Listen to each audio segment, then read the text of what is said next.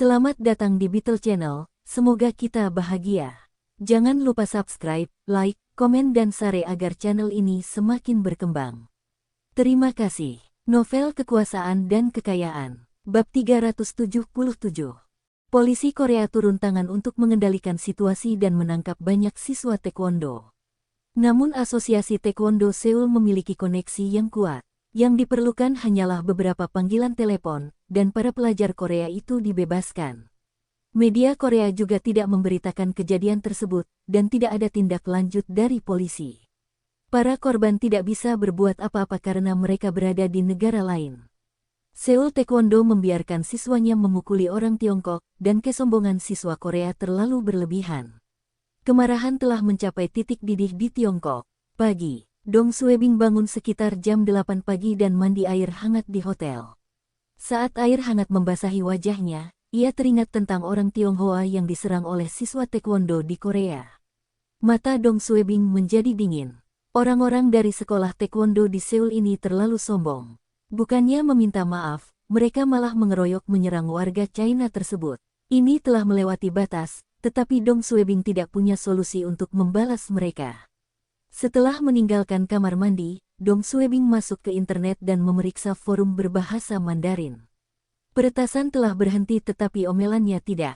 Adikku dipukuli di Seoul, sial. Orang tua saya pergi ke Seoul untuk berlibur, dan barang bawaan mereka dirusak oleh dua pria berseragam taekwondo. Orang tua saya ingin melapor ke polisi, tetapi mereka tidak bisa berbahasa Korea. Jangan biarkan aku melihat kelompok bajingan ini. Aku akan membunuh mereka semua. Para hooligan ini, apa yang sedang dilakukan pihak luar negeri? Begitu banyak rekan senegara kita yang dipukuli, dan mereka tidak mengambil tindakan. Di Tiongkok, kemarahan terhadap Korea belum mereda. Kesombongan orang Korea semakin memperburuk insiden ini.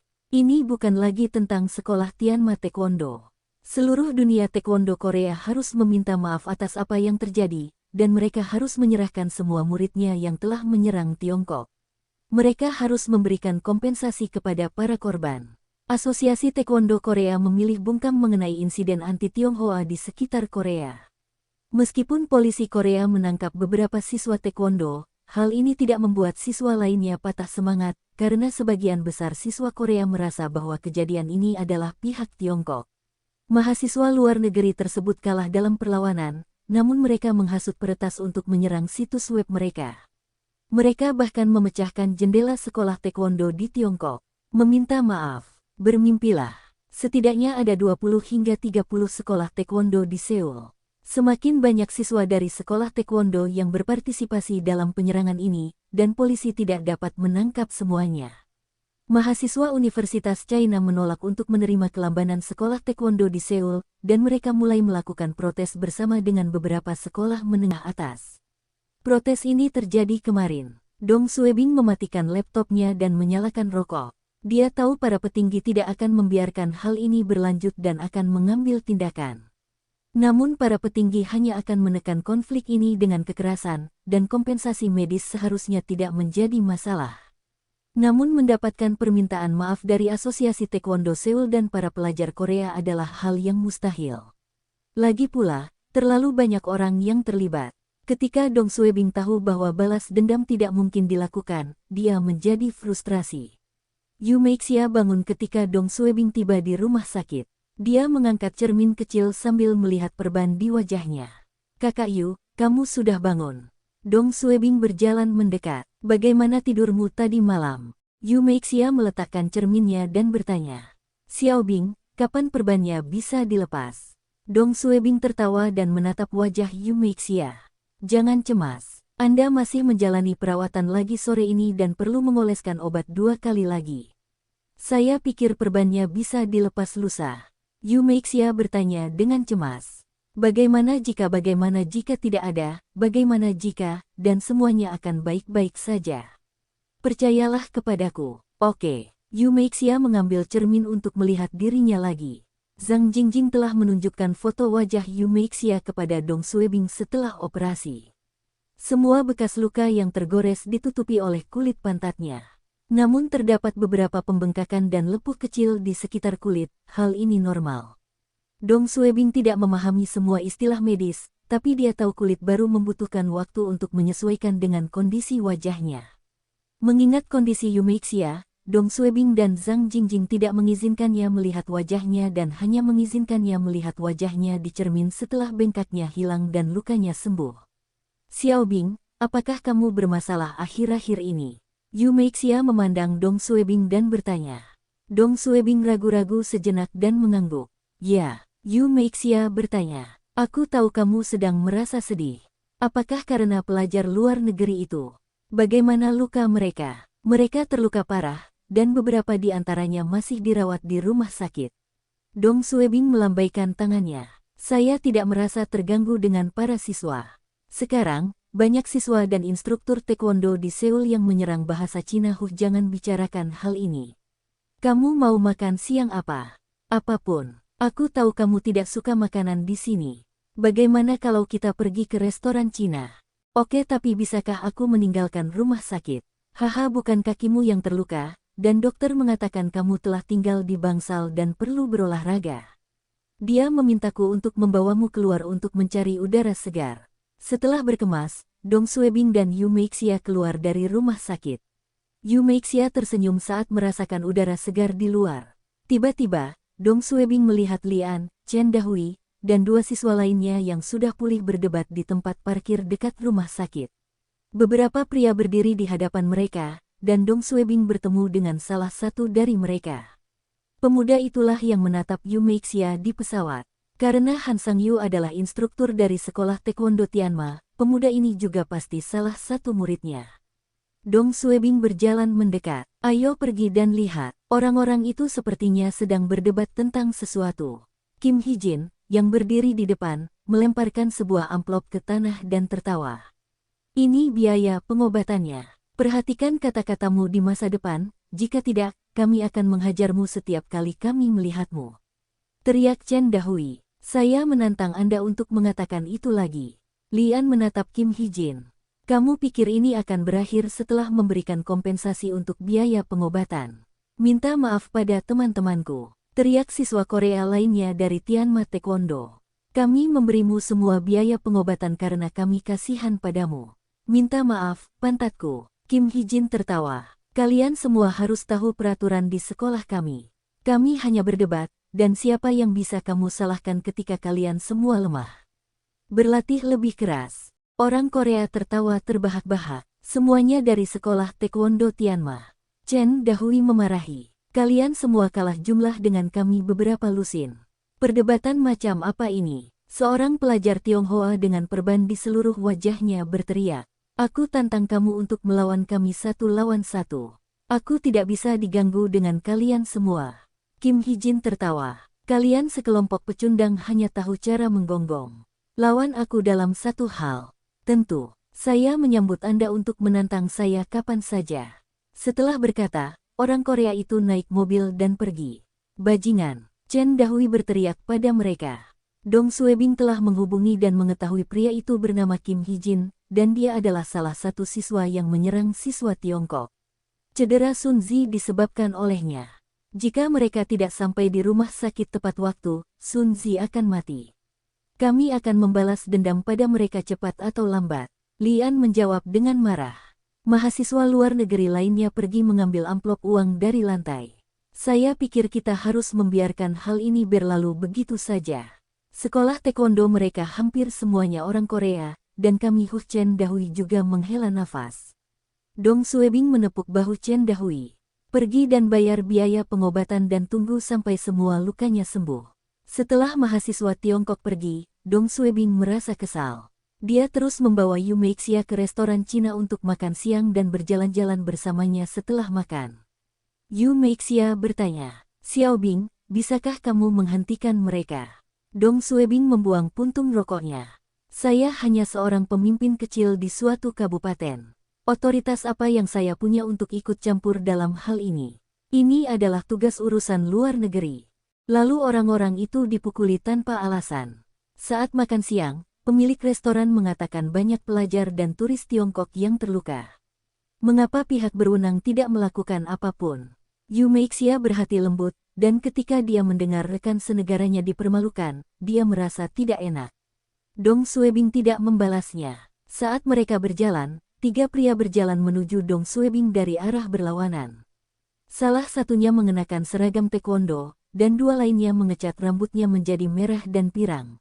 Mereka terlihat seperti berasal dari sekolah taekwondo terdekat dan baru saja selesai makan siang. Pria berambut merah itu tertawa. Wanita itu sepertinya berbicara dalam bahasa Mandarin. Saya kira demikian. Pria berambut pirang itu menatap Dong Suebing dan Yu Meixia. Mereka tampak seperti orang Cina, kata pria berseragam taekwondo. Lalu tunggu apa lagi? Saya ingin menghajar orang-orang Tiongkok ini. Dong Suebing tenggelam dalam pikirannya dan tidak menyadarinya di depan. Dia sedang berjalan menuju persimpangan ketika pria jangkung berambut pirang itu menabraknya. Dong Suebing harus mundur beberapa langkah untuk mendapatkan kembali keseimbangannya, dan dia melihat pria berambut merah itu menggunakan bahunya untuk menabrak Yu Meixia, menyebabkan dia terjatuh. Pria berambut kuning itu berteriak, "Di mana kamu melihat? Perhatikan kemana tujuanmu." Pria berambut merah itu tertawa. "Pakaianku kotor, bayar." Ketika Dong Suebing melihat pria berseragam taekwondo di belakang, dia tahu apa yang sedang terjadi. Darahnya mendidih saat melihat kepala Suster Yu hampir membentur dinding. Apakah kalian semua ingin mati? Kedua belah pihak tidak saling memahami. Pria berambut kuning itu melirik Dong Suebing dan Yu Meixia dan menunjuk ke arah mereka. Kamu minta maaf kepada kami, dan kami akan melepaskanmu. Orang ini telah melihat tuntutan agar asosiasi taekwondo meminta maaf di internet, dan dia memutuskan untuk melakukan hal yang sama kepada orang Tiongkok. Dong Suebing menatap mata mereka bertiga. Bajingan, jangan memaksakan keberuntunganmu. Pria berambut kuning itu memandang teman-temannya. Apa yang dia katakan? Apakah dia meminta maaf? Saya tidak tahu, tapi menurut saya tidak. Pria berambut merah itu menjawab. Orang ini nampaknya agresif. Dong Suebing berjalan ke arah Yu Meixia dan berdiri di depannya untuk melindunginya. Jika dia sendirian, dia pasti sudah menghajar ketiga hooligan ini. Tapi Yu Meixia ada, dan dia tidak bisa melawan dan melindunginya pada saat yang bersamaan. Demi keselamatan saudari Yu, dia memutuskan untuk tidak mengambil risiko. Kedua belah pihak saling memandang untuk beberapa saat, dan pria berambut kuning itu mulai bergerak. Pukul dia. Pria berambut kuning itu menendang Dong Suebing, dan pria berambut merah serta pria ketiga mengelilinginya. Dong Suebing menghindari tendangan tersebut, dan tiba-tiba sirene polisi berbunyi. Ketiga hooligan itu berhenti dan berbalik ke arah lain. Tidak ada yang ingin mendapat masalah, tapi tatapan Dong Suebing membuat pria berambut kuning itu kesal. Dia mencibir dan melambai agar teman-temannya pergi, sebelum berjalan menuju mobil patroli. Mobil patroli berhenti, dan 2 petugas turun. Pria berambut kuning itu menunjuk ke arah Dong Suebing dan Yu Meixia. Saya kehilangan ponsel saya, dan 2 orang itu berjalan di samping saya tadi. Mereka pasti mencuri ponselku. Petugas polisi itu mengerutkan kening. Apa model ponselmu? Oke, tapi bisakah aku meninggalkan rumah sakit? Haha, bukan kakimu yang terluka, dan dokter mengatakan kamu telah tinggal di bangsal dan perlu berolahraga. Dia memintaku untuk membawamu keluar untuk mencari udara segar. Setelah berkemas, Dong Suebing dan Yu Meixia keluar dari rumah sakit. Yu Meixia tersenyum saat merasakan udara segar di luar. Tiba-tiba, Dong Suebing melihat Lian, Chen Dahui, dan 2 siswa lainnya yang sudah pulih berdebat di tempat parkir dekat rumah sakit. Beberapa pria berdiri di hadapan mereka, dan Dong Suebing bertemu dengan salah satu dari mereka. Pemuda itulah yang menatap Yu Meixia di pesawat. Karena Han Sang-yu adalah instruktur dari sekolah taekwondo Tianma, pemuda ini juga pasti salah satu muridnya. Dong Suebing berjalan mendekat. Ayo pergi dan lihat. Orang-orang itu sepertinya sedang berdebat tentang sesuatu. Kim Hee-jin, yang berdiri di depan, melemparkan sebuah amplop ke tanah dan tertawa. Ini biaya pengobatannya. Perhatikan kata-katamu di masa depan, jika tidak, kami akan menghajarmu setiap kali kami melihatmu. Teriak Chen Dahui. Saya menantang Anda untuk mengatakan itu lagi. Lian menatap Kim Hee-jin. Kamu pikir ini akan berakhir setelah memberikan kompensasi untuk biaya pengobatan? Minta maaf pada teman-temanku. Teriak siswa Korea lainnya dari Tianma Taekwondo. Kami memberimu semua biaya pengobatan karena kami kasihan padamu. Minta maaf, pantatku. Kim Hee-jin tertawa. Kalian semua harus tahu peraturan di sekolah kami. Kami hanya berdebat, dan siapa yang bisa kamu salahkan ketika kalian semua lemah? Berlatih lebih keras. Dong Suebing memasang wajah datar setelah memasuki kantor polisi. Dia mengendalikan pernapasannya dan terlihat tenang. Setelah beberapa saat, seorang petugas pria melakukan penggeledahan di tubuh Dong Suebing, sementara seorang petugas wanita menggeledah tubuh Yu Meixia. Tidak ada yang ditemukan pada mereka. Sekitar 15 menit kemudian, Lian, Chen Dahui, dan siswa lainnya memasuki stasiun. Mereka telah menerima telepon Dong Suebing dan berada di sini untuk menjadi penerjemahnya. Satu siang, seorang petugas dengan mata kecil melambai ke arah Dong Suebing dan Yu Meixia. Baiklah, kalian semua bisa pergi sekarang. Lian menerjemahkan kata-kata petugas itu ke Dong Suebing. Kamu ingin kami pergi? Dong Suebing melihat ke arah petugas itu. Rambut kuning itu membuat laporan palsu untuk menuduh kita. Bukankah kalian semua harus menangkapnya? Jawab petugas itu. Dia mungkin salah. Lagi pula, kalian semua ada di sampingnya, dan wajar jika terjadi kesalahpahaman. Lian berteriak dengan marah. Apa yang kamu maksud dengan biasa? Apakah kalian semua tahu cara menyelidiki kasus? Dia membuat tuduhan. Bagaimana kamu bisa menjadi petugas? Petugas itu menatap Lian. Kami tidak membutuhkan Anda untuk memberitahu kami apa yang harus kami lakukan. Setelah meninggalkan stasiun, mahasiswa asing lainnya yang menunggu di luar maju untuk menanyakan apa yang terjadi. Jawab Dong Suebing, saya baik-baik saja. Kalian semua harus kembali sekarang. Terima kasih. Lian, Chen Dahui, dan pelajar luar negeri lainnya menghormati Dong Suebing, karena Dong Suebing telah menawarkan untuk membantu mereka membayar biaya pengobatan lebih dari 100.000 RMB terlebih dahulu, atau mereka mungkin tidak menerima perawatan apapun di rumah sakit.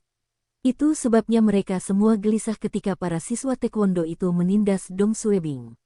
Beraninya mereka menemukan masalah dan masih membuat laporan polisi palsu untuk menuduh Dong Suebing. Bersambung, terima kasih telah menyaksikan dan mendukung channel ini.